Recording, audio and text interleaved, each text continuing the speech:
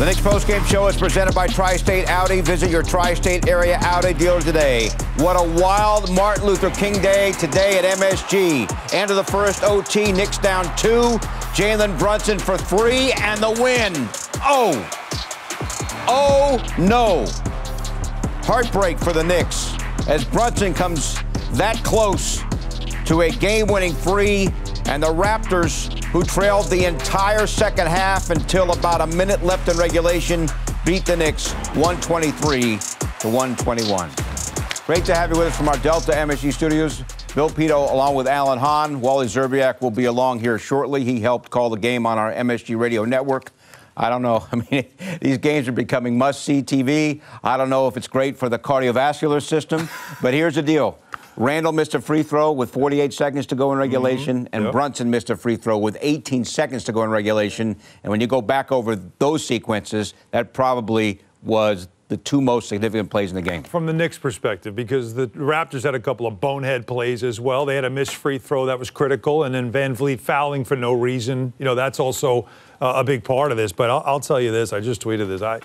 You do not want to see the Raptors in a 7-10 play-in. Like, what you want to do as the Knicks is now make sure that you are not in this 7-10 mosh pit, because if you get matched up with that team, they give you trouble. Now, I know you got 1 win against them. You still got to play them again next week. But the way this team plays, that junk defense they throw out there, they frustrate you, the length that they have.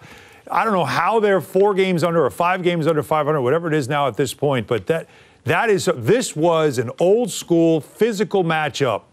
And for the Knicks, it's on a back-to-back. To play as hard as they had to play. Again, a 5-point lead late. It's the 3rd time this season now they've had a second half 10-point or more lead, a double-digit lead in the second half, and have not won the game. That's 3 now. Now, a lot of teams in the league have 4, have 5, but that's 3 right now and 2 in the last couple of weeks. They've got to do a better job in closing out these games. But still, in a back-to-back afternoon back-to-back against a team like that, I mean, that's a hell of a battle. But all I kept thinking to myself was, you don't want to play them. You don't want to be 7 and they're 10 and you're playing them, because they are one of those teams that matches up really well against the Knicks. Each team had a 10-point lead, and that's it. Yeah. When's the last time we saw any NBA game 52 fouls were called where the largest lead in the whole game was 10 points? Yeah. That's the kind of afternoon it was. Take us through the 4th quarter. Again, the Knicks up 10 early in the 4th quarter before Toronto was able to force over. Yeah, they get it going because obviously this guy got it going. Fred Van Vliet, he had it going pretty much all night long. And, you know, this play here was one that got, you know, when you start thinking about plays that shouldn't have happened, that's one. Now watch this.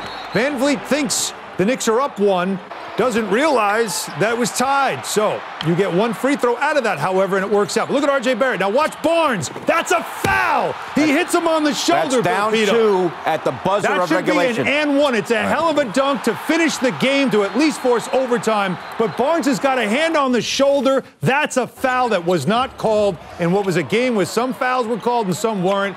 And OG Anunoby with a couple of corner threes that really changed the game in overtime. There's one, there's the second one, and those are the 2 plays. Those 2 corner threes felt like backbreakers, but still, the Knicks keep pushing, keep fighting. Jalen Brunson getting that runner. We still have a game. The and 1 from Siakam. He knocks that down. That and 1 makes it a 6-point game. And then, of course, you know, the rest is history as the Knicks fought back, and then Jalen Brunson has a chance there with that 3 to walk off with the win, just a little too strong. But I'm telling you, I mean, you watch that replay a couple of times. Barnes' hand is on RJ's shoulder, which makes that dunk even more spectacular. Yeah, but can you make that? You want to make that call in that situation? You have to. That's an aggressive play to the basket, and it's an obvious hand on the shoulder foul and 1 on a dunk. Like, he's taking it hard to the basket right there, giving it all he's got, and he's got a defender holding his shoulder. Like I said, that makes that dunk even more impressive.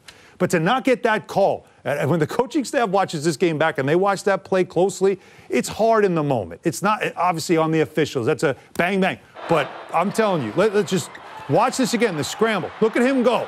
Now he goes right out. Now watch the shoulder right there. The left hand on the right shoulder. Now, you think the fact that RJ made the shot impacted the non-call? No, you call that. I know but I'm just saying, okay, maybe they're saying. That is a vicious dunk on somebody bigger than you to tie the score with a shoulder holding you down. That's an incredible play by Barrett, and it should have been an N1. He should have been at the line with a chance to win the game. All right. To your point now, Toronto came into town in late December and snapped the Knicks' 8-game winning streak. Siakam in that game had a career-high 52. And then the Knicks won at Toronto. They're going to be at Toronto on Sunday. And RJ Barrett capped this off in regulation with that dunk. He had 32 points. He was fantastic. Had a 10-point third quarter and finished with 32 for the game. Yeah, they needed him, the young legs. They certainly needed him in a back-to-back situation. And Barrett certainly playing against the hometown team, the Toronto Raptors. You know, he always gets up to play these guys. Mouse in the house situation here. He's a lot stronger and a lot bigger than Fred VanVleet, so he takes it into the basket there. But, you know, Barrett early on was struggling with the shot, but he just kept finding ways to score. You see his free throws. He got to the line 11 times, so you like that because that's something that we know he can do when he's got his cover. Kick out for three. Julius Randle didn't have a great offensive game, but, boy, he passed the ball extremely well in this game, very close to a triple-double. He had 8 assists, and there, of course, one of the assists. What a tough dunk that was. That's the kind of game this was. This was a physical battle between these two teams, and I think for Barrett, he thrived on it. Oh, do we have to watch this again? Why not?